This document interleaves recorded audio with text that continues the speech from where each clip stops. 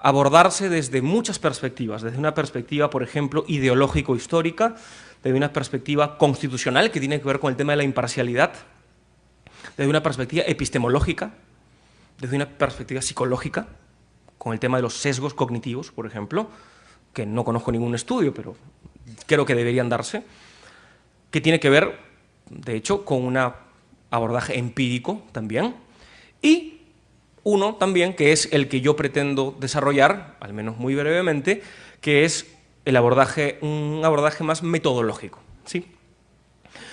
Al respecto, me parece que hace algunos meses, de pronto, bueno, más de un mes, más que meses, un año concretamente, que se publicó un artículo que a mí me llamó mucho la atención, un artículo de quien actualmente es mi tutor en el doctorado en la Universidad de Girona, cuyo nombre es Jordi Ferrer Beltrán, y él escribió un artículo denominado Los poderes probatorios del juez y el modelo de proceso. Es un artículo que en realidad me gustó muchísimo y en unos 2 minutos quisiera comentarles de qué trata este artículo, porque es un poco a partir de aquí, o más bien inspirado por mi querido Jordi, que quisiera conversar con ustedes. Jordi, tomando un libro clásico de un jurista denominado Mirjam Damasca, él muestra su opción respecto de un modelo de proceso, un proceso en donde se implementen políticas públicas, concretamente la política de aplicación del derecho.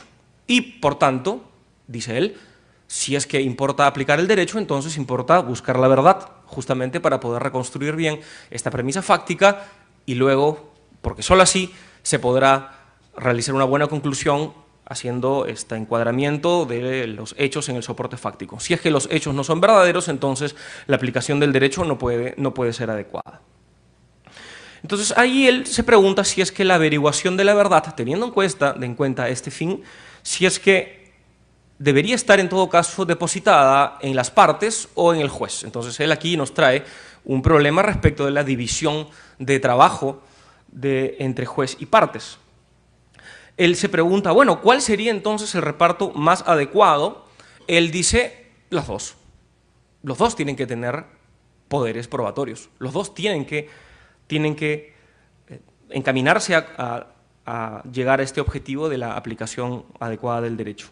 Él, ojo aquí, hace un énfasis importante en una palabra que me parece que es la que bien podría conducir toda mi exposición, el hilo conductor, que es la palabra equilibrio. Él está muy preocupado con el tema del equilibrio y, habiendo dicho esto, Jordi, y en la parte que es algo muy interesante, que quisiera un poco emular, pero por supuesto él es un gigante, yo no, entonces solamente emular y nada más que eso, él analíticamente, porque él es un filósofo analítico, por supuesto, analíticamente él busca descomponer algunos, o mejor, identificar algunos poderes probatorios. Por ejemplo, él dice, mira, existe un primer poder que consiste en admitir o no admitir pruebas presentadas por las partes. Existe el poder de intervenir, esto ya por parte del juez, en la práctica de la prueba, por ejemplo, preguntas o esclarecimientos a peritos o testigos.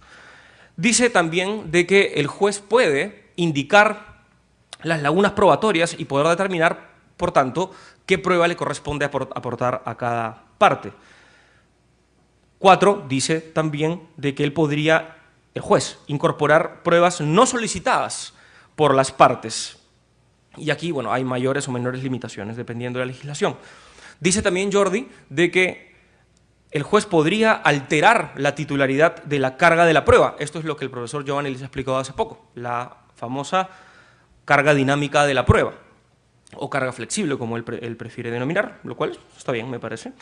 Y sexto, termina el profesor Jordi, diciendo de que otro poder probatorio sería determinar por parte del juez cuáles son las hipótesis fácticas que se consideran probadas y, por tanto, aquí es donde él abre paso a la discusión sobre el estándar probatorio. Muy bien, entonces, algo que él menciona, y ya para terminar de hablar de Jordi, bueno, no quiero abrumarlos con esto, con esta mal hecha reseña, él dice de que el riesgo de parcialidad del juez va a ser mayor mientras más intenso sea el poder probatorio, y él coloca como el poder probatorio o uno de los poderes probatorios más intensos, la carga dinámica de la prueba, por ejemplo. Él ve mucho mejor la prueba de oficio que la carga de la prueba, por ejemplo, ¿no? Por los riesgos del mal uso. Entonces, él dice, bueno, tiene que haber un contrapeso del poder de las partes. Muy bien. Este artículo está colgado en internet, así que ustedes lo pueden revisar si ustedes desean. Pues bien, a mí me interesa mucho, evidentemente, no tiene cómo ser de otra manera, esto que se denomina, o que podríamos denominar, incorporación de pruebas no solicitadas por las partes. Y vean de que estoy haciendo uso de este nombre precisamente por lo que viene. De hecho, me parece que se impone, y esto es la preocupación fundamental de mi artículo, de mi conferencia, se impone un trabajo analítico en la línea de lo que Jordi hace. ¿Y esto por qué? Porque me parece que cuando nosotros hablamos de pruebas de oficio surgen muchas interrogantes para poder saber si estamos hablando realmente de lo mismo. O sea, me parece que podríamos identificar cuando menos 3 ideas cuando hablamos sobre prueba de oficio. Ideas intuitivas, más o menos fundadas, en fin. Una primera idea sería identificar el poder de incorporar pruebas al proceso por parte del juez con la prueba de oficio. O sea, todo poder que signifique incorporar pruebas al proceso, eso es prueba de oficio. Segunda idea, identificar prueba de oficio con una conducta activa del juez en asuntos probatorios, y esto visto de una perspectiva un poco más peyorativa. Y esto, digamos, algunos autores como por ejemplo el profesor Montero Aroca, Alvarado Belloso, ellos están en contra de las pruebas de oficio porque están en contra de un juez activo, por ejemplo. Entonces hay una identificación que también se hace con esto. Y una tercera idea sería, y esto es algo que me llama mucho la atención, identificar prueba de oficio con aquellos medios de prueba que están individualizados en la legislación. Por ejemplo, confesión, pericia, testimonio, inspección judicial, por ejemplo. Esto puede sonar una verdad de perogrullo, pero creo que se puede problematizar. Entonces, dado que se identifica prueba de oficio con testimonio, pericia, por ejemplo, si estamos hablando de civil, pues declaración de parte, testimonio, inspección judicial, eso que está ahí regulado a partir del 200 y pico en adelante. Entonces, de ahí, por ejemplo, puede venir una pregunta. Preguntar a testigos, sobre todo a nivel penal, ¿es una prueba de oficio?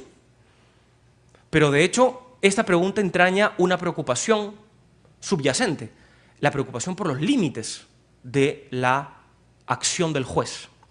Que vamos, el juez ejerce un poder público, claro que tiene que tener límites. Tal vez la discusión mayor sea qué tantos límites debería tener, ¿ok? Muy bien, entonces, a partir de esta problematización podría, en la línea de Jordi, como les he mencionado, digamos, hablar de un poder, y eso estoy un poco reformulando sus categorías, ¿no?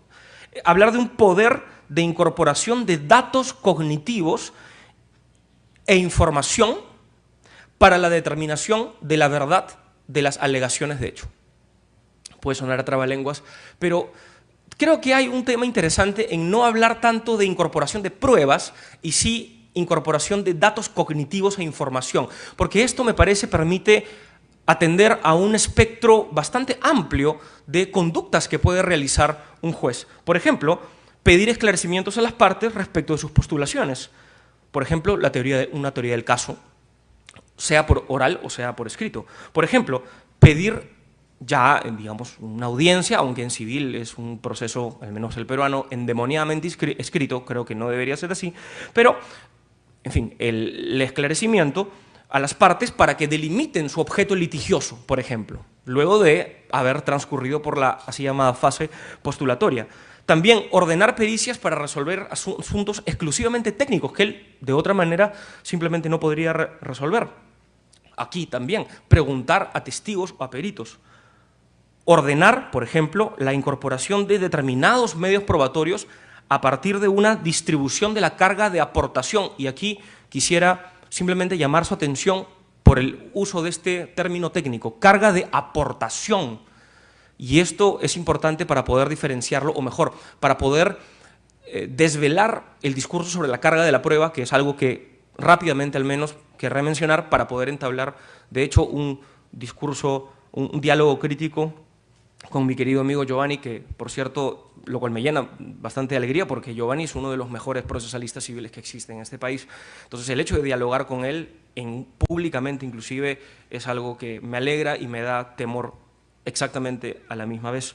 Entonces, tenemos esta incorporación de medios de prueba a partir de una distribución de la carga de aportación y también, por supuesto, no podía faltar, la orden o la incorporación y actuación de medios de prueba no solicitadas por las partes.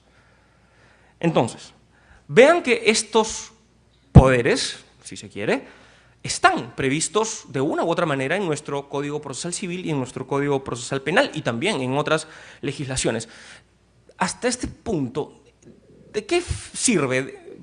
¿Por qué es importante realizar este trabajo? Parece un poco quisquilloso. Yo diría, pues, para conversar mejor. De hecho, esta es un poco la labor de alguien que tiene una preocupación analítica, al menos, o más o menos analítica. Es realizar un análisis lógico-conceptual lo más preciso posible. Y de hecho, y esto importa de pronto para que, por ejemplo, los así denominados garantistas, así denominados publicistas, puedan sentarse y conversar, por ejemplo, sobre con cuál de estos poderes estamos de acuerdo o no, estamos en desacuerdo. Yo, de hecho, si es que no puedo evitar decirlo, yo tengo una visión bastante garantista del proceso. Claro, esto es algo muy indeterminado porque hay muchos garantistas con los cuales no estoy tan de acuerdo, pero en todo caso, si se pudiese, al menos resumir en una palabra, es imposible, pero trataré de hacerlo, porque a mí me preocupa mucho la separación de funciones entre juez y partes. Yo creo que el juez juzga, las partes postulan, no puede haber una confusión. Pero, en fin, más allá de esto, la idea es poder conversar un poco mejor y, de hecho, me interesa mucho conversar mejor con ustedes y por eso es que le he dedicado unos minutos de mi exposición a poder decir, mira, hay muchos poderes probatorios de incorporación de datos cognitivos al proceso, no solamente aquello que nosotros conocemos como prueba de oficio. Entonces, es en este ítem F o el sexto ítem, o sea, la incorporación y, de ser el caso, la actuación de medios de prueba no solicitados por las partes, que se enmarca lo que tal vez tradicionalmente podamos conocer como prueba de oficio, que podría yo llamarle prueba de oficio en sentido estricto. Nótese que aquí no estoy hablando de civil o penal, estoy hablando de todo, en realidad, en general. Y esta prueba de oficio en sentido estricto que se encaja en este sexto poder probatorio que malamente he podido reconstruir, consistiría en lo siguiente, en un poder probatorio que se emplea ante la falta de esclarecimiento o probanza de algún hecho esencial, o sea, un hecho que conforme el objeto litigioso del proceso. Creo que esta era un poco la pregunta del doctor Hurtado, que respondió el profesor Giovanni. Sí, es verdad. Entonces, ¿qué implica esto? ¿Qué implica la falta de probanza? Y aquí está la particularidad de esto que estoy denominando prueba de oficio en sentido estricto, que ya hubo actuación de pruebas, ya hubo valoración de la prueba, pero no hubo corroboración de la hipótesis que se ha planteado. O sea, hay una falta de probanza de algún hecho o hechos esenciales, por supuesto. Entonces, el ejercicio del poder, de este poder, consiste en ordenar la práctica y la incorporación. ¿Y cuál es la consecuencia? La consecuencia es incrementar el acervo probatorio para, a su vez, incrementar las chances de llegar a la verdad. A mayor cantidad de pruebas, entonces el juez podría, si es que hace bien su trabajo, valorar mejor y poder lograr una aproximación mucho mayor entre la proposición lingüística sobre los hechos y sobre la realidad.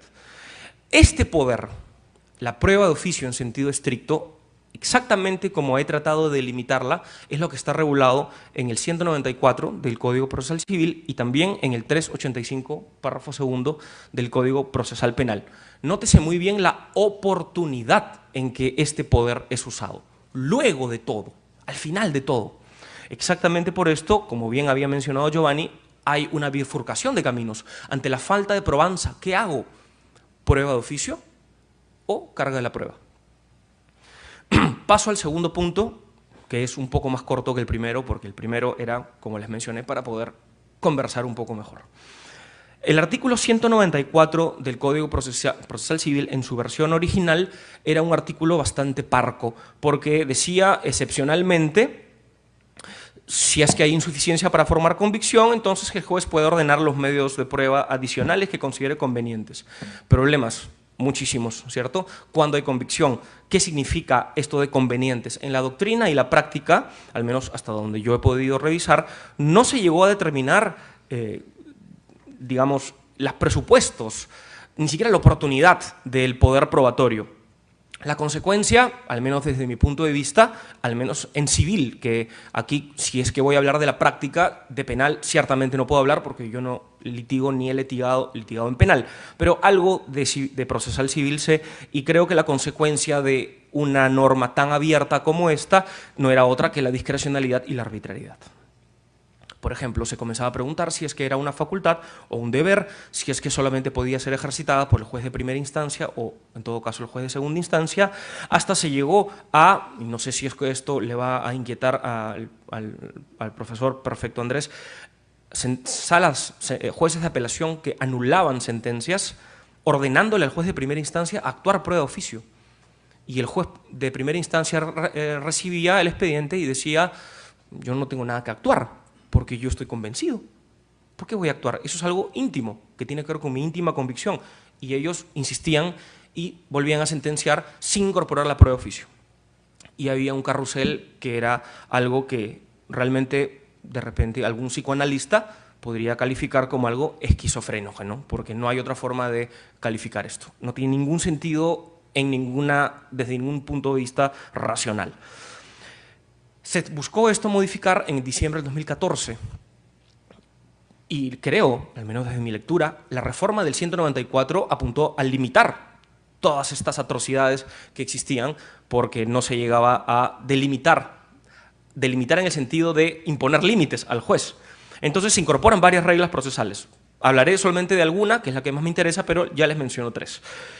Limitación a la fuente de prueba, o sea, a los hechos alegados por las partes. Madre mía, imagínense lo que hay que precisar. Eso es obvio, ¿no?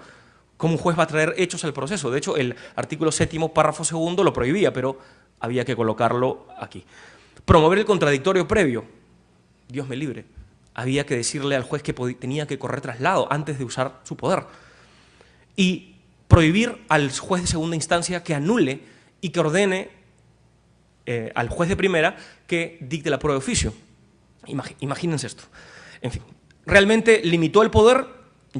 Me han contado, sé de algunos jueces que al día de hoy siguen empleando el 194 como si no hubiese habido ninguna reforma, lo cual es un tema realmente grave. Entonces, para ir directo al grano, no quiero quedarme hamaca. La regla procesal que fue incorporada en el 194 en diciembre del 2014, que es la que aquí interesa, es una norma prohibitiva de que el juez no debe reemplazar a las partes en sus cargas probatorias. Vean esto. ¿Qué habrá querido decir con esto el legislador? Tal vez evitar la parcialidad, tal vez evitar el desequilibrio, tal vez a forzar un poco, a motivar por qué es de que estaba ordenando una prueba de oficio. Hasta ahora no he visto una respuesta satisfactoria en la doctrina procesal peruana, incluyendo a mi querido amigo Lucho Alfaro, que es, creo, quien más ha escrito sobre esto, sobre cómo interpretar esta norma prohibitiva y, en todo caso, cuáles son los nuevos alcances del 194, o mejor, qué quedó del 194 luego de esta prohibición. En el caso del proceso penal, ya para hacer también homenaje a algunos procesal penalistas como el doctor Neira, que está aquí, no quiero dejarlos así sin respuesta. Este 385 se da a nivel del juez de juzgamiento. También incurre en el mismo adverbio, que en realidad creo que en el Perú de poco sirve, que es excepcionalmente, puede ordenar la práctica de medios probatorios indispensables o manifiestamente útiles, ¿no? De nuevo siguen las normas vagas, para esclarecer la verdad. Ahí hay un tema importante, Pero hay una norma prohibitiva también de no reemplazar la actuación propia de las partes. Y lo más curioso de todo, a manera de un pequeño excursus, es de que el 385, párrafo primero del Código Procesal Penal, dice algo así: si en la investigación preparatoria o sea, hace mucho tiempo, porque estamos en la etapa de juzgamiento, hubo omisión o insuficiencia de alguna diligencia para el conocimiento de los hechos, entonces puede de oficio, puede existir una orden de que se realice inspección o reconstrucción y disponer las medidas necesarias. Parecería, como está estructurado el 385, de que sería un poder probatorio menos intenso que el del párrafo segundo, porque el del párrafo segundo es como que después de la actuación de las pruebas, mientras que el primero es durante el debate. Parecería que es un poco así. Sin embargo, yo me pregunto si es que cuando el juez de juzgamiento ve de que el fiscal no ha realizado una diligencia que debió haber realizado, si es que eso no significa sustituir la actuación del fiscal. Porque claro, esta norma prohibitiva está en el segundo párrafo, pero no en el primero. Ya, ¿y cuál es el límite para el primer párrafo? Si el fiscal hizo todo mal en la investigación preparatoria, pasó por la etapa intermedia, Dios sabe cómo, llega al juzgamiento. El juez de juzgamiento va entonces a decirle, fiscal, lo has hecho mal, pero te voy a ayudar al menos para esclarecer los hechos. No lo sé si es que esto está en la línea de la presunción de inocencia al momento de hablar de algún tipo de sesgo cognitivo o algún tipo de imparcialidad objetivo funcional. No lo sé, creo que no, pero en fin, termina mi excursus. Es una duda que le pongo al doctor Neira en todo caso y a los penalistas. ¿Qué cosa ustedes me podrían decir al respecto? No lo sé. En fin. Entonces, la gran pregunta, y creo que es la pregunta de las preguntas más escabrosas que podrían hacerse, es ¿cómo se puede ejercitar el poder contenido en el 194 y en el 385, párrafo segundo, sin reemplazar cargas probatorias? Y en el CPP hay un problema adicional. ¿Qué significa actuación propia? Aquí una propuesta interpretativa, no sé cómo esto se ha hecho en la jurisprudencia penal, pero aquí una propuesta interpretativa de alguien que viene del civil, que la actuación propia de las partes, llámese actor civil, Ministerio Público, acusado, es el ejercicio libre de sus situaciones jurídicas activas justamente debido a su condición de parte. O sea, en otras palabras, por ejemplo, la postulación que se hace. Nada más propio que la postulación, por ejemplo, la acusación. O sea, propio del fiscal, no del juez, del fiscal. Entonces, aquí esto ya nos lleva pues, a poder tratar de resolver el problema de una sola vez, porque si es que estamos hablando de actuación propia, si estamos hablando de postulaciones, estamos sí hablando de cargas probatorias también. La actuación probatoria de ese 385, creo yo, sí tiene que ver con las cargas probatorias, por más de que expresamente no estén mencionadas. Entonces, para esto, rápidamente podríamos, para responder la pregunta, ¿cómo ejerzo este poder sin sustituir las cargas probatorias de las partes? Pues habremos que preguntarnos, primero, ¿cuáles son las cargas procesales que podemos identificar? Siempre en esta línea analítica que quisiera exhibir para ustedes.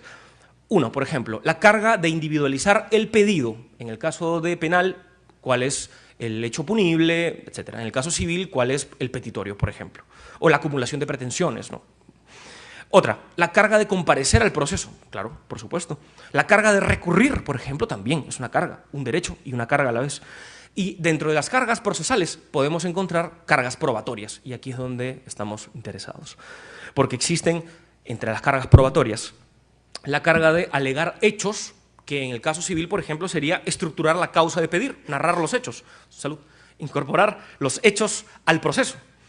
La carga, por ejemplo, de ofrecer medios probatorios, también es una carga probatoria, por supuesto. La carga de argumentar respecto del material fáctico ingresado al proceso, sea por mi propia parte o por el otro, también es una carga probatoria.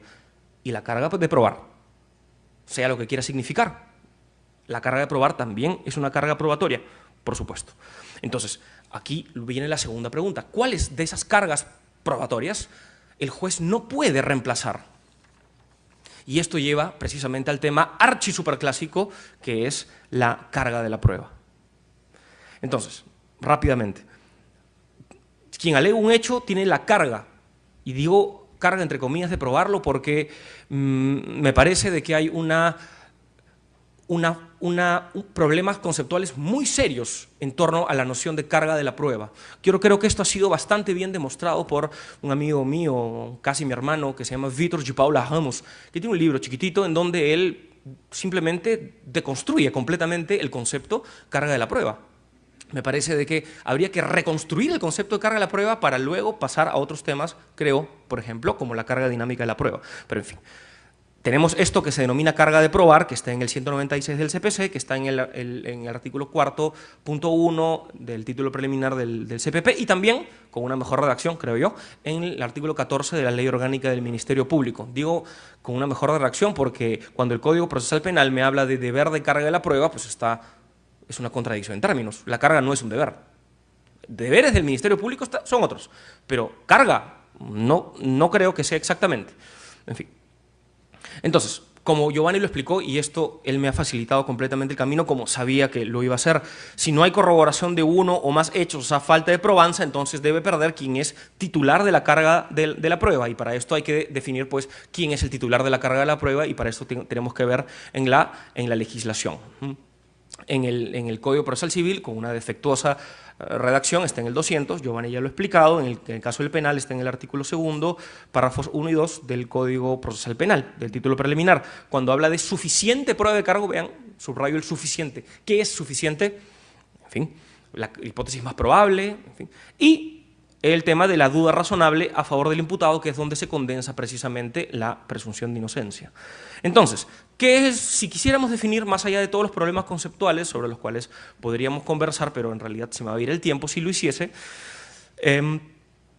¿qué sería entonces esto que se denomina carga de probar? Pues sería la carga, un imperativo de conducta, si se quiere, o más o menos una situación jurídica activa, en fin, de lograr un determinado grado de corroboración de la hipótesis. Si yo tengo la carga de probar, entonces yo tengo que llegar a determinada probabilidad. Claro, acá algunos explican en torno a estándares, otros dirían que es simplemente la hipótesis más probable y ya está. No quiero entrar en el tema del estándar. Ayer el profesor Perfecto Andrés me ha dejado sin qué decir al respecto, así que no cometeré la imprudencia de insistir en ese tema. ¿Es una regla contraepistémica la carga de la prueba? Claro que sí. ¿Por qué contraepistémica? Porque es una abdicación de llegar a la verdad. Simplemente, bueno, no he determinado la probanza, ergo decido así. El profesor Giovanni lo ha explicado muy bien. Pero, creo, ofrece igualdad y ofrece seguridad. También hay otros derechos fundamentales que están en torno a esto. Y creo, en el tema del penal, es absolutamente importante esto por el tema de la presunción de inocencia. No solamente a nivel de regla de trato procesal, sino también de cómo resolver la falta de esclarecibilidad o esclarecimiento de los hechos. Basta. Volvamos entonces a la prueba de oficio, porque esto era simplemente una pequeña mención al tema de la carga de la prueba. Volveré al final de forma muy breve en el punto 3. Volvamos entonces a la prueba de oficio y a partir de esto podríamos realizar dos tipos de análisis. Seré muy breve en esto porque creo que el tiempo me está jugando en contra. Ordenar la práctica o incorporación de un medio de prueba ante la falta de probanza sin que las partes lo solicite, me parece, es una actividad o actuación en la redacción del Código Procesal Penal que siempre podía haber sido realizada por la parte titular de las cargas. Siempre. No puedo imaginarme alguna excepción en donde el juez pueda incorporar un medio de prueba que la parte, una u otra, no podían haber incorporado. Aunque sea mencionado o aunque sea pedido, señor juez, aquí hay algo, por favor, tráigalo. Ni siquiera eso. Me parece de que la norma prohibitiva terminaría, en el caso del 194, y creo también del 358, termina por anular el propio poder. El propio poder. O sea, la parte pudo ofrecer, la parte pudo pedir la exhibición, la parte pudo alegar la dificultad probatoria inclusive, pero no lo hizo. El juez sí lo hace. Bueno, aquí yo veo una clara sustitución en todo caso. El problema, pues, está en la carga de ofrecer, ¿no? Recuerden que nos preguntamos, ¿qué cargas no puede sustituir el juez? Bueno, yo les digo una, la carga de ofrecer, y la otra, la carga de probar, en este sentido de la carga de llegar a una corroboración determinada de los hechos. Entonces, si no hay corroboración, no hay cumplimiento de la carga, entonces una pregunta que podrías hacer es, bueno, entonces, ¿por qué el juez tiene que ir más allá? ¿Por qué? ¿Por qué el juez tiene que sustituir entonces? Es una pregunta, creo, bastante válida. ¿Hay respuesta? Hay, pero es una pregunta válida de la cual me parece hay que partir. Entonces, por ejemplo, algo que me preocupa mucho es si es que la prueba de oficio podría servir para equilibrar o reequilibrar tal vez la situación de las partes por un mal patrocinio, o tal vez, por ejemplo, por temas de pobreza o temas de acceso a la justicia. Mi respuesta ahí sería no. La prueba de oficio no está pensada para eso. Los poderes probatorios no están pensados para eso. Si la prueba de oficio tiene un fundamento epistémico, el tema de la pobreza, del mal patrocinio, del acceso a la justicia, son temas de políticas públicas que tienen que ser desarrolladas no por el órgano jurisdiccional, sino por el Estado, por el Ejecutivo, por el Ministerio de Justicia, qué sé yo, por el poder Judicial como administración judicial, pero no por el órgano jurisdiccional. Y esto me parece es particularmente grave en el penal, en el proceso penal. Por ejemplo, cuando se ordenan pruebas de oficio, o este poder que está reconocido en el 385, cuando el fiscal está mal preparado.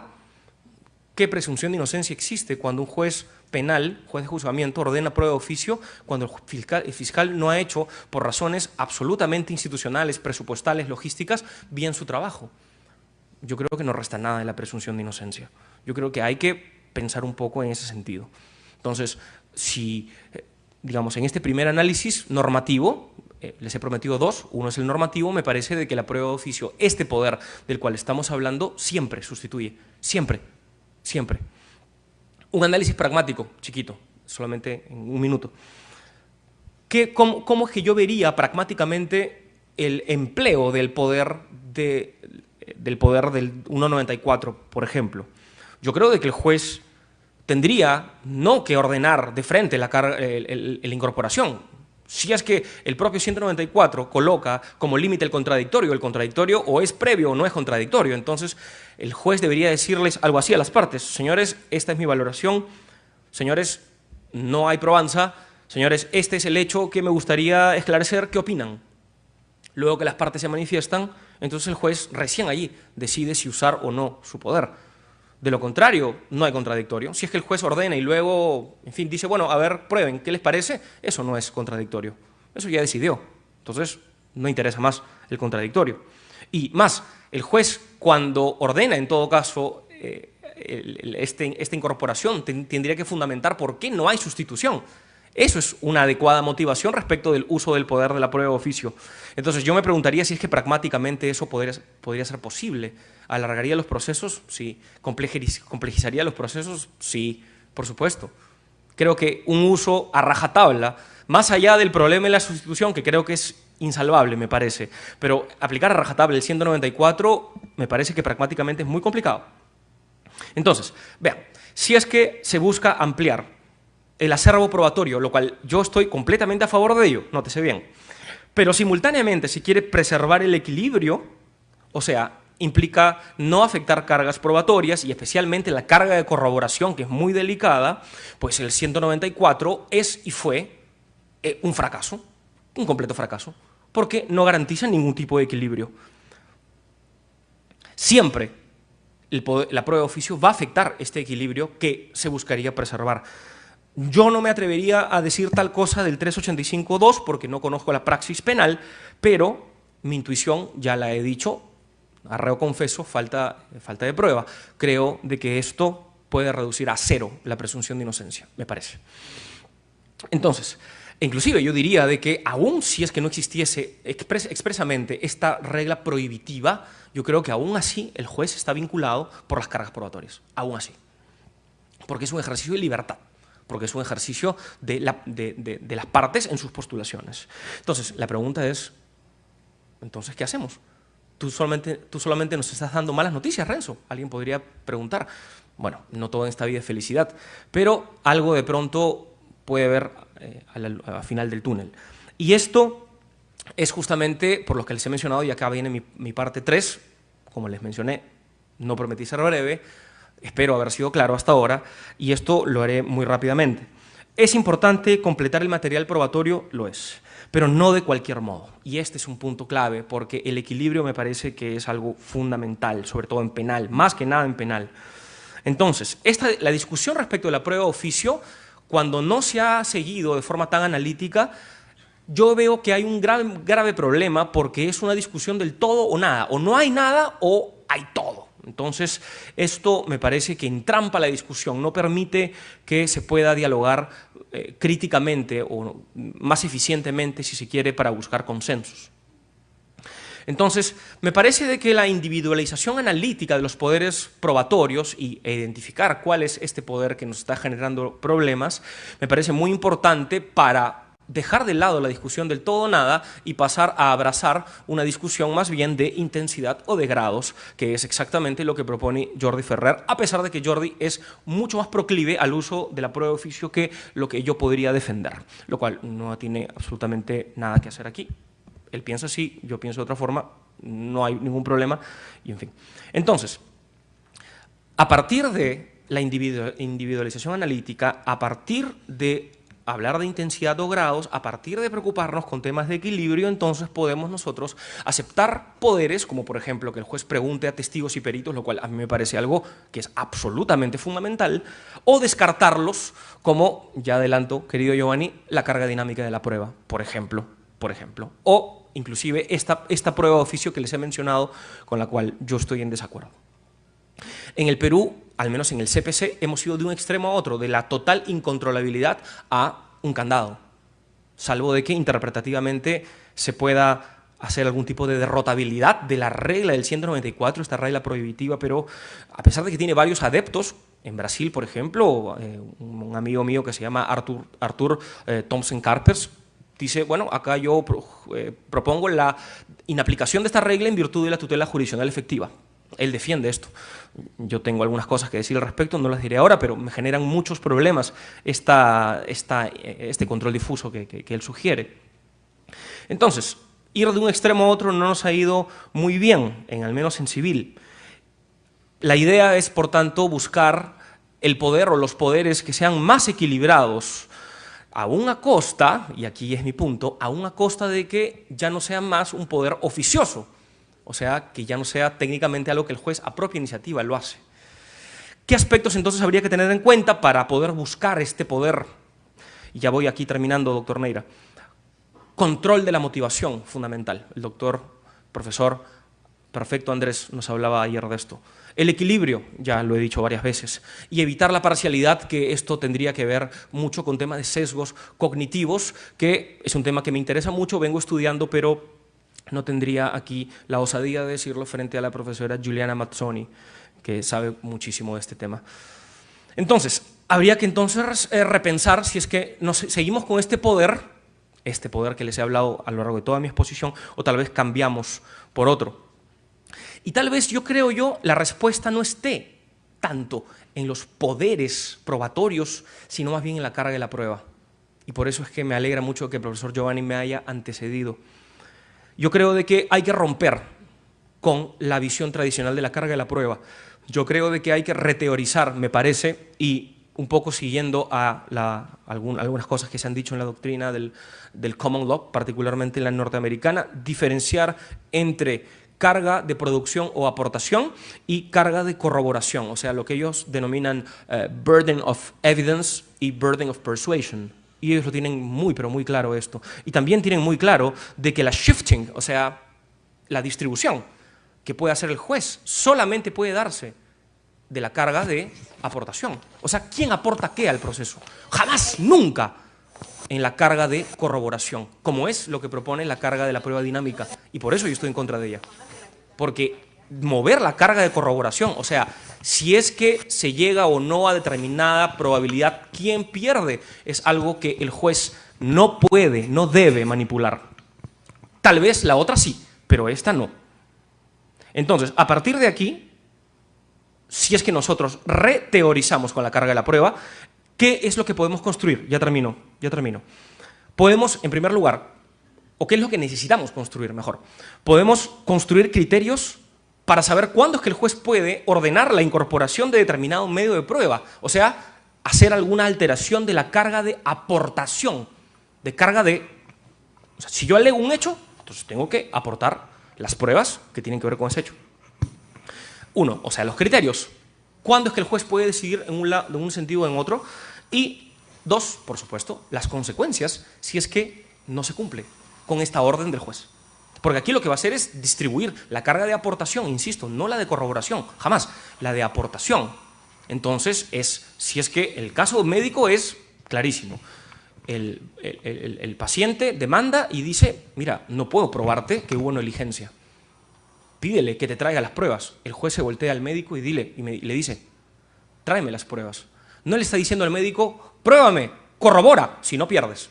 Eso no está diciendo. Está diciendo, tráemelas. ¿Y por qué quiere que se las traiga? Porque el juez quiere ampliar el acervo probatorio, cosa que la carga dinámica de la prueba no hace. La carga dinámica de la prueba es tanto o tan o más contraepistémica que la propia carga de distribución fija. O sea, no trae ningún beneficio, ninguno. Si es que lo que se quiere, lo que se tiene es una preocupación epistémica. Entonces, rápidamente, ¿qué criterios se podría seguir? Y esto está en elaboración, pido ya sus disculpas. Creo, ¿en qué casos, en todo caso, podría darse? Creo en dificultad de probanza, fundamentalmente en ese. Debe ser, y aquí viene el punto, a pedido de parte. La parte tiene que decirle, señor juez, distribuya. Si bien yo he alegado este hecho, no puedo darle estas pruebas, pídeselas a él. La parte tiene que pedirlo, para que el juez no sea él quien sustituya ese pedido. ¿Cuándo? Esto es importante, creo yo, al momento de organizar la causa, o sea, en civil, la así llamada fijación de puntos controvertidos, que debía ser oral. En penal, la etapa intermedia. Pero aquí, cuidado con la presunción de inocencia. ¿Cuál método? El profesor Perfecto Andrés creo que puede dar muchas luces, promoviendo muy fuertemente el contradictorio, y el juez tiene que incorporarse allí para poder preguntar a las partes cuáles son tus hechos, cuáles son tus pruebas, esta, y ahí constatar si es que existe o no alguna dificultad de prueba cuando se la piden. Y para evitar temas de parcialidad, me parece que tiene que cambiar de juez. El juez que distribuye de esta forma la carga de la prueba no debe más llevar, creo, la etapa instructoria, me parece. ¿Cuáles son las consecuencias? En el common law, por ejemplo, en algunos estados, me parece, si mal no tengo entendido, si es que una parte, por ejemplo, el médico renuente a ofrecer estas pruebas que podrían perjudicarle, pues no lo hace, podría perder la causa. A mí me parece que esto es un poco mucho, si se quiere, es demasiado. Pero yo estaría bastante de acuerdo con multas, hasta inclusive detención por desacato, porque esto es una orden judicial, es esta y esta prueba, me las traes. ¿No quieres?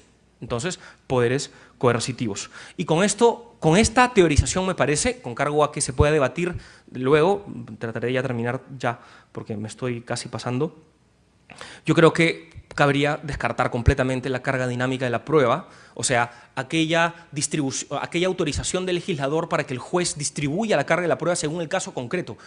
Dios me libre de los casuismos, amigos. Dios me libre. Yo fui muy partidario de esto en algún momento de mi vida, pero, en fin, nada mejor que un buen debate a nivel de comisión, de legislativo, para poder determinar cuáles son los casos en donde hay que darse. Yo, en realidad, creo que el juez es un funcionario muy importante, pero si lo idealizamos, si nosotros pensamos de que él va a encontrar la respuesta para el caso concreto, para determinar cuándo es que realmente, por propia iniciativa, tal vez hay un tema probatorio, una desigualdad, me parece de que estamos cometiendo un tema muy peligroso, estamos incurriendo en un peligro muy intenso. Y si es que yo les digo esto respecto de la autorización expresa del legislador, como se ha colocado en el proyecto de reforma del CPC, ni qué decir de la alteración de esta carga de corroboración sin previsión legal expresa, o sea, el juez interpretando la Constitución y diciendo, bueno, a pesar de que hay una regla que me delimita cómo es de que yo tengo que trabajar con la carga de la prueba, la declaro inconstitucional en este caso concreto y voy a alterar. Dios me libre de tal cosa. Y la Corte Suprema del Perú lo ha hecho. Yo he visto sentencias, resoluciones, inclusive la sentencia lo ha hecho, y eso es una abominación, por decir lo menos. Entonces, esto parecería que es un discurso de lege ferenda, si es que se implementase esta posibilidad de hacer un shifting, una distribución de la carga de la carga de aportación de las pruebas, pero me parece que en penal no veo ninguna forma de hacerlo, en realidad, porque no hay previsión legal, tiene que haber. Pero en civil yo creo que habría alguna forma, si es que nosotros vamos, no al 194, que creo que es un artículo que podemos, creo yo, olvidarnos de él. Yo creo que mucho más útil es el artículo 51, párrafo primero, inciso segundo del CPC, que dice que el juez puede ordenar los actos procesales necesarios para el esclarecimiento de los hechos controvertidos, respetando el derecho de defensa de las partes. Ok, no es técnicamente una previsión legal expresa, pero tal vez de aquí se pueda reconstruir algo de lo que yo les estoy planteando. Los problemas pragmáticos están a la orden del día, porque los jueces civiles, varios de ellos no entienden exactamente qué significa organizar la causa. Piensan de que es transcribir petitorios y admitir todas las pruebas. No, es delimitar los hechos esenciales, delimitar los indicios, a partir de ahí realizar un match, un esquema probatorio respecto de vinculando hechos con medios de prueba, y a partir de ahí me parece que pueda darse esta discusión. Justamente en el vínculo entre hechos y prueba va a haber un hecho que está sin prueba. Entonces, a partir de ahí puede salir la discusión con las partes para determinar quién tiene que aportar qué. Creo yo que en este tema de organización de la causa, los colegas penalistas nos llevan varios pasos adelante, al menos de las resoluciones que contienen las decisiones respecto de la admisión de las pruebas y el autoenjuiciamiento que he podido leer. Creo que ellos sí están preocupados con delimitar los hechos, delimitar las pruebas y luego determinar qué va por un lado o por otro. En civil nos falta muchísimo camino por recorrer para esto. Muchas cosas podemos aprender del penal al respecto. Y de hecho, queridos, ya termino, tenemos que reflexionar, creo, desde la academia. Esto ha sido una aportación, un aporte bastante insignificante. Estoy pensando mucho al respecto. Me tomó el atrevimiento de aprovechar la invitación del doctor Neira para poder confesarles mis inquietudes, y también hay mucho por reflexionar respecto de la magistratura, sobre todo respecto de cómo interpretar nuestros códigos, ¿cierto? Y tal vez, yo les confieso, esto se deba un poco a fervores de juventud. Yo solo tengo 32 años y estoy aquí frente a colegas que tienen mucha más experiencia que yo, y espero, en todo caso, si estuviese equivocado, de que estos fervores puedan ser aplacados por la experiencia. Muchas gracias. Bien. Muchas gracias, profesor Renzo Cavani. Vamos a abrir un espacio de preguntas. Sí, doctor, por favor, tenga el uso de la palabra. Señorita, que en el medio está el doctor de camisa blanca. Gracias. Buenas noches. Voy a ser bastante puntual. Agradecer al profesor Renzo, en realidad sus reflexiones siempre resultan valiosas. Una pregunta bastante puntual. En su exposición he apreciado que usted habla primero del tema del 194, ¿no? Que el juez no debe suplir las cargas y el deber de las partes a probar los hechos. Eso lo entiendo y me queda claro, pero lo que no me queda muy claro es cómo el ejemplo que puso respecto al 385 del Código Penal, que vulnera o vulneraría la presunción de inocencia, no me queda claro de qué forma se vulneraría si es que el juez, cuando nota que existe una fuente de prueba que puede incorporarla, no se sabe a quién va a favorecer finalmente ese elemento probatorio. Entonces, ¿de qué manera vulneraría la presunción de inocencia? Gracias. Muchas gracias, Brando, por tu siempre acuciosa pregunta. Te responderé también de la misma forma directa. A mí me parece de que si es que la presunción de inocencia tiene un papel importante, es precisamente para poder determinar la decisión cuando no está probado suficientemente los hechos. Podemos discutir qué significa suficientemente, pero es otra discusión. En ese sentido, si es que, por ejemplo, el juez, y acá podría traerse el tema de los sesgos, pero procuraré no hacerlo, pero creo que se puede traer, ¿ok? Si es que el juez, después de haber actuado todas las pruebas que ha ofrecido el fiscal, que han sido aceptadas, y de la parte también defensora, entonces no le queda, en mi opinión, otra que valorar lo que ya está, y si es que no se llega a este grado de probabilidad, pues que haga lo que tenga que hacer. ¿Por qué creo que puede violar la presunción de inocencia?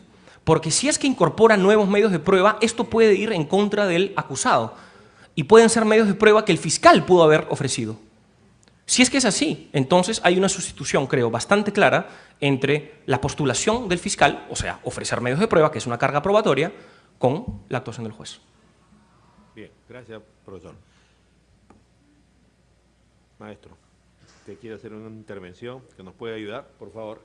Señorita, acá el maestro perfecto Andrés Ibáñez.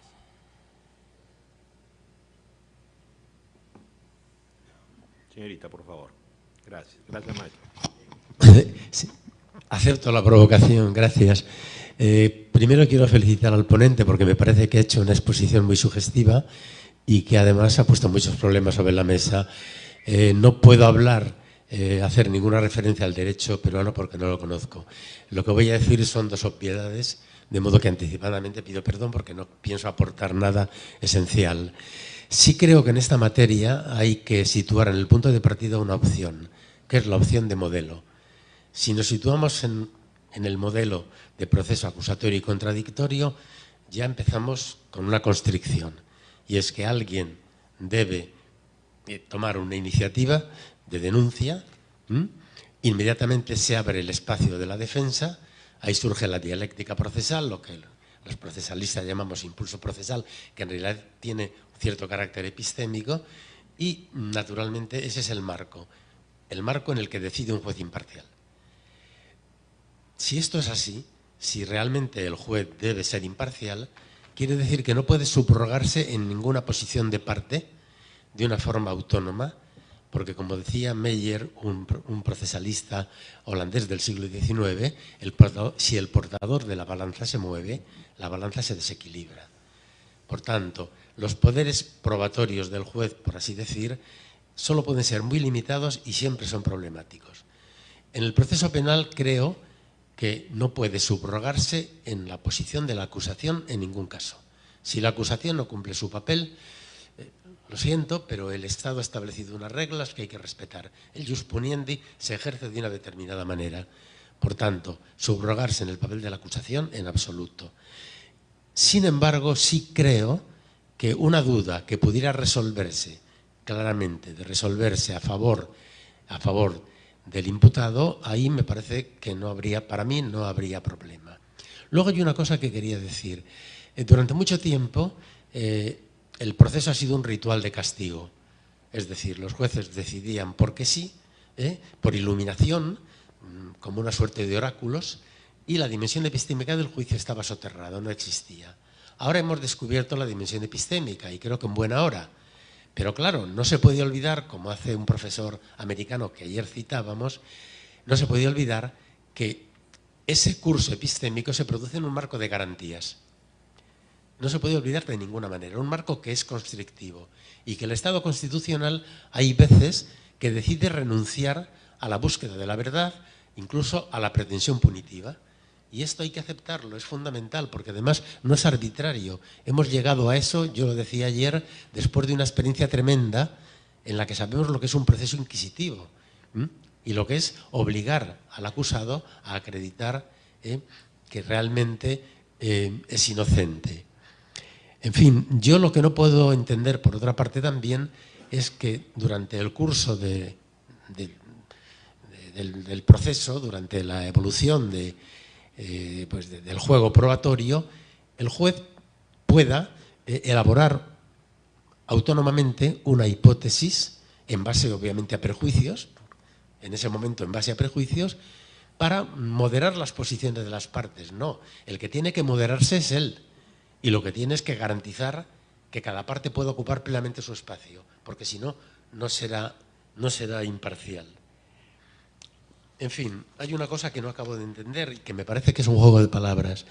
Cuando se habla de que incorporar datos cognitivos es algo distinto de aportar o prueba de oficio. Me parece que es llamar de distinto modo a la misma cosa, porque la prueba en el proceso entra a través de algún medio probatorio. Si el juez lo propone por su cuenta, está invadiendo el terreno de alguna de las partes y por tanto desequilibrando la balanza. Bien, nada más. Gracias, profesor. ¿Alguna pregunta? Yo quisiera, Ya, si fuese posible, doctor Neira, sí, por favor. que el profesor perfecto Andrés haya escuchado mi ponencia y es algo excelente. Que me haga algunas consideraciones al respecto es más de lo que yo podría desear. En fin, gracias, profesor perfecto, por sus opiniones. Yo estoy de acuerdo prácticamente con todo lo que ha dicho usted. apenas tendría alguna inquietud de pronto en cómo determinar si es que esa prueba adicional por la cual el juez va a buscar favorecería al acusado. Entiendo de que su respuesta sería respecto del método ya trazado, y si es así, entonces yo estaría de acuerdo con usted. Y de hecho, lo que usted menciona me hace pues ahora decir sin mayores tapujos que yo creo que el proceso, y no solo el proceso penal, también el civil, porque el modelo de proceso constitucional me parece de que no es diferente. Creo que debe ser igual, profesor. Yo creo que el proceso es una garantía para las partes, y en el caso del penal es una garantía fundamentalmente para el acusado. No creo que el proceso sea un instrumento de poder, no, el proceso no es un instrumento de la jurisdicción, más bien la jurisdicción ejerce poder y el proceso es aquello que debe contener ese poder. Por eso soy garantista, porque veo el proceso como fundamentalmente una garantía. Y respecto de su cuestionamiento, en fin, para mí muy importante, que es esto de datos cognitivos y todo, en fin, no tengo más que decir, estoy de acuerdo, perfecto. Vamos a esperar que la señorita llegue algún día. Señorita, acá está en la cuarta fila, a la izquierda. Muchas gracias por su diligencia. Gracias, doctor. Doctor Cavani, felicito su exposición. Lo saluda William Quiroz. Lo que yo le voy a señalar es solo un complemento y con mucho respeto para la materia penal. En el Código Procesal Penal 2004 seguimos el sistema arreglado para la prueba de oficio y está en el artículo 155.3. Entonces tendríamos que armonizar el 385.1 y el 385.2 con el 155.3. El Código Procesal Penal también señala en qué casos procede la prueba de oficio. En el 166.2, cuando hay prueba de referencia, cuando hay un testigo de oídas. En el 191.1.2, cuando hablan del debate pericial entre peritos oficiales o peritos de parte. En el 385.1, siguiendo a José Neira, estamos hablando de prueba complementaria. Y en ese caso es una carga, como usted está señalando, una carga de producción de prueba. A diferencia del 385.2 que tenemos, siguiendo ahora sus enseñanzas suyas, que sería una carga de corroboración. Porque en el 385.2 tenemos la prueba sobreviniente y también tenemos la prueba de refutación. Eso es el 385.2. El 385.1 es una carga, una prueba complementaria cuando en la etapa de investigación preparatoria, pues quienes preparan el caso, el fiscal, no lo ha hecho óptimamente. Entonces se hace necesaria excepcionalmente también. Y el 385, tanto en el número 1 como en el número 2, la ley señala el equilibrio que debe tener el juez, justamente cuando usted ha resaltado la prohibición. Estamos de acuerdo que tiene que haber un debate obligado y tiene que ser a petición de la parte, es decir, aquella… Doctor, la pregunta. Sí. No, la pregunta es la siguiente. Lamentablemente, queríamos, disculpe usted. La pregunta es si en la prueba de oficio que usted está estructurando o va a reteorizar, se va a considerar que éstas sean sobre los medios no admitidos, medios no ofrecidos. ¿Por qué? Cuando revisamos el libro de Jordi Ferrer, y usted ha señalado juez instructor, acá no hay juez instructor en Perú. Entonces yo quisiera saber si en esa reteorización que usted va a señalar se va a considerar los medios de prueba no admitidos o no ofrecidos por las partes. Gracias. Gracias por la pregunta. No creo haberla entendido muy bien. Trataré de ver a ver si es que es así. La pregunta está centrada en el 385.2, ¿eso es? O sea, en el 385.2 respecto de medios de prueba no ofrecidos y o no admitidos.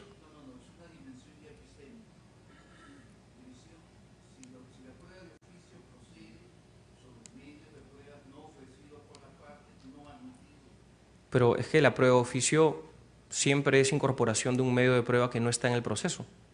Por propia definición es así.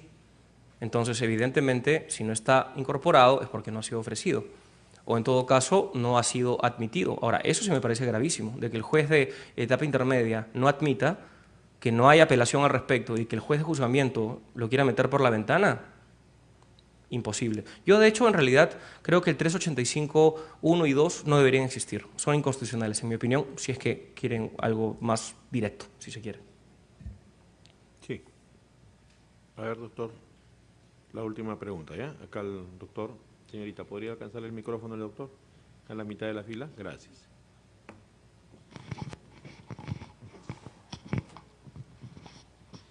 Gracias. Señor José Neira, mi saludo muy especial. Saludo a los ponentes y a los presentes. Buenas noches con todos. Y quiero agradecer por la invitación a este Congreso Internacional de Razonamiento Probatorio y felicitaciones por la organización de ello, doctor José Neira Flores. Gracias. La pregunta, por favor. Quería hacer la pregunta en cuanto se refiere a las pruebas. Hay diversos tipos de pruebas, electrónica, manuscrito y así. Pero dentro de todas las pruebas, siempre hay las pruebas no legales y a veces ilegales, o las pruebas que son consideradas incógnitas, ¿no? Es decir, pruebas que pueden ser o no pueden ser verídicas, dentro de la razonabilidad de la ley de los medios probatorios. Pero toda persona tiene derecho a la defensa y esto está normado en el artículo 1 de la Constitución Política del Perú. Doctor, por favor, la pregunta. Y quería hacerle la pregunta en cuanto a ello se refiere, y toda persona tiene derecho a la legítima defensa. ¿Los medios considerados no probatorios son legales para una defensa legítima, doctor? No sé qué son medios no probatorios. Por decirle, los medios que son considerados ilegales o de duda, ¿pueden ser ellos como un medio para… ¿Pruebas ilícitas? ¿Puede ser un medio para hacer una legítima defensa de una persona que está siendo juzgado o investigado por un proceso judicial? ¿Su pregunta es sobre pruebas ilícitas? Sí, señor. Si pueden ser ellos un medio probatorio como para una legítima defensa, dentro de la etapa de investigación del proceso judicial. Bueno, la pregunta no tiene nada que ver con lo que he dicho, pero bueno, el tema de la prueba ilícita es un tema muy complicado. Realmente, confieso no haberlo estudiado tanto como yo quisiera. Yo entiendo de que hay un pleno muy interesante en el 2004 que se ha desarrollado aquí en el Perú, donde un poco se coloca en el problema e inclusive se habla de unas reglas de exclusión, ¿cierto? Y las excepciones a las reglas de exclusión. En ese sentido, yo diría, las pruebas ilícitas contra el acusado, nunca, jamás. Ahora, si es una prueba ilícita a favor del acusado, bueno, conversemos. Pero, mil disculpas, no podría, dada la amplitud de la pregunta, en realidad no podría precisarle con mucha claridad. Bien. Querían hacer una pregunta. Sí, acá el doctor, por favor. Gracias, señorita.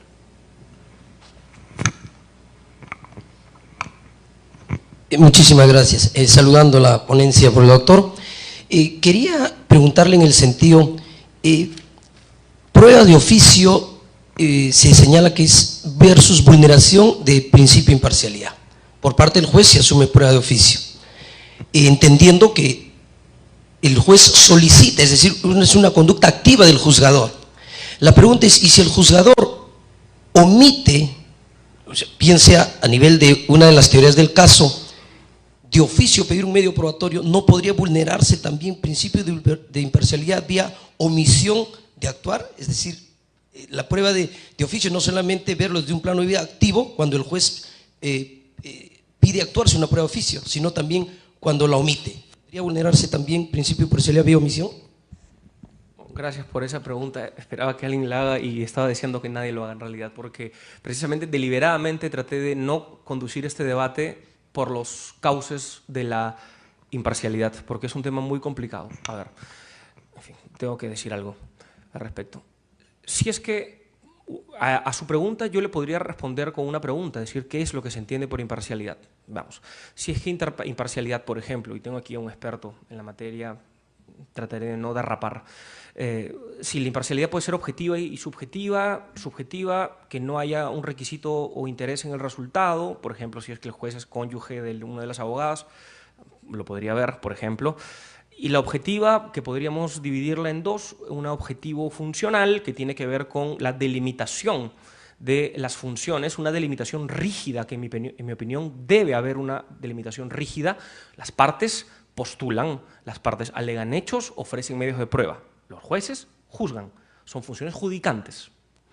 Entonces, si es que quisiera responder su pregunta vía la imparcialidad objetivo-funcional, mi respuesta es, pues, no, nunca jamás se viola la imparcialidad si es que el juez hace lo que tiene que hacer, que es juzgar, no postular. Al contrario, si es que lo hiciera, me parece que sí habría problemas. Ahora, estamos hablando de esta prueba de oficio, nótese, o sea, de esta que he venido hablándoles y no de otros poderes probatorios de oficio que creo están un poco mejor. Y viene otra dimensión de la imparcialidad objetiva, que es la imparcialidad objetivo-cognitiva, y aquí tiene que ver mucho el tema de los sesgos. Un poco, me parece, siguiendo a un profesor brasileño que se denomina Eduardo José da Fonseca Costa, él entiende que la imparcialidad objetivo-cognitiva implica que los poderes que tiene que tener un juez y la estructura del proceso no debe ser tal de que el juez, por ejemplo, pueda adquirir sesgos cognitivos, como por ejemplo el sesgo de confirmación. O sea, el hecho de, por ejemplo, tener un conocimiento respecto de la causa, ya a nivel, por ejemplo, una medida cautelar, o al hacer admisibilidad de las pruebas en la etapa intermedia, ya más o menos lo predispone a haber adoptado una decisión para lo que viene luego. Entonces, es un problema porque me parece de que para que nuestro proceso penal sea un proceso que, en mi opinión, sea plenamente ejemplar, salvo la atingencia del profesor perfecto Andrés, si es que favorece al acusado, me parece de que el juez de juzgamiento no debería tener ningún tipo de incidencia respecto de la incorporación de medios de prueba. Eso es un tema que se tiene que resolver en la etapa intermedia, porque justamente me parece la estructura del proceso penal, hablamos de una etapa preparatoria, una etapa intermedia y una etapa de juzgamiento, precisamente para que la etapa intermedia sea el filtro que debe darse para la delimitación del objeto litigioso, hecho imputable, los hechos, en fin, punibles que alega el Ministerio Público, y también de las pruebas. Y debe ser la etapa que filtra todo para que se le diga, juez de juzgamiento, ahora tú te encargas, a partir de esto que yo ya te he hecho. Si es que el juez de juzgamiento comienza a decir, no lo has hecho muy bien, yo meto acá, meto aquí, me parece de que se pervierte completamente ya la imparcialidad objetivo-cognitiva, me parece. Entonces, mi respuesta es, por ambas dimensiones hay problemas, me parece, con la prueba de oficio, pero yo les juro de que esto estoy tratando de estudiarlo en los tiempos que puedo y cada vez me encuentro con más cosas. Es psicología comportamental, es algo absolutamente diverso de lo que nos ha enseñado y de lo que, por supuesto, yo he podido alguna vez pensar. Gracias. Bien, excelente. Muchas gracias. Vamos a dar el pase al maestro de ceremonias. ¿Usted quiere hacer una pregunta, profesor? A ver, un minuto. A ver, señor, por favor.